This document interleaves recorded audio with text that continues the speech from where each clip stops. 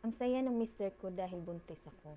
Pero ang hindi niya alam, hindi siya ang ama ng binubuntis ko. Der, Ate Ann. Itago niyo na lang ako sa pangalang May. Ikwento ko lang ang story ng buhay ko. Para kahit papaano naman, gumaan yung dibdib ko. Ganito kasi yun. Mayroon akong asawa, Ate Ann, at kasal kami. At sa sobrang bait niya, Ate Ann, wala akong masasabi. Matagal na rin kami, 6 years na kami nagsama. Pero hindi kami makabuo ng anak. Kahit anong gawin namin, Ate Ann. Ayaw ko tumanda ng walang anak. Gusto ko rin maranasan na magkaroon ng anak, Ate Ann. Maranasan na mag-alaga ng sariling anak, Ate Ann. At yun din ang gusto ng mister ko.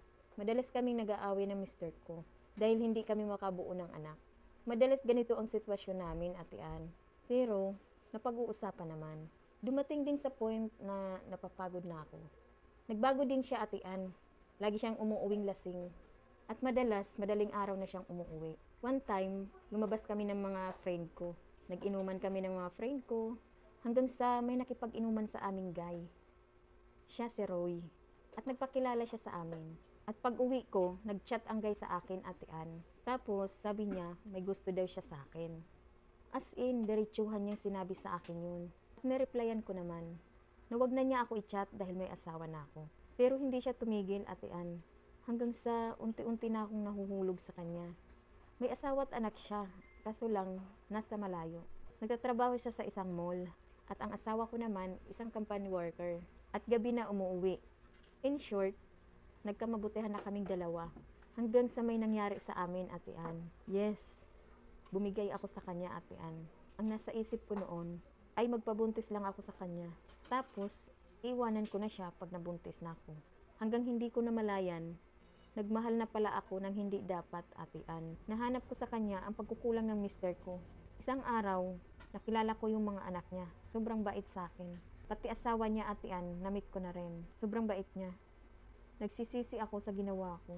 Gusto ko siyang iwanan, Ate Ann. Pero huli na dahil nabuntis na niya ako. Samantalang, sobrang saya ng mister ko. Nung nalaman niya na buntis ako. Akala niya anak niya yung pinagbubuntis ko. Mas bumait na at tumino ang asawa ko, Ate Ann. Nung nalaman niya na buntis ako, sinubukan kong makipaghiwalay doon sa guy na nakabuntis sa akin, Ate Ann. Kaso, ayaw niya. Bakit ako makikipaghiwalay? Ngayon alam niya na buntis ako. Gulong-gulo na ako, Ate Ann. Di na ako makatulog. Nakakonsensya na ako sa ginawa ko sa asawa ko. Hindi ko alam ang gagawin ko. Mahal ko si Roy. Pero mahal ko rin ang asawa ko, Ate Ann. Pakiramdam ko ang sama-sama kong babae. Kasi nagpabuntis ako sa iba. Ano po ba ang dapat kong gawin, Ate Ann? Kasi nalilito na ako. Hanggang dito na lang, Ate Ann. May.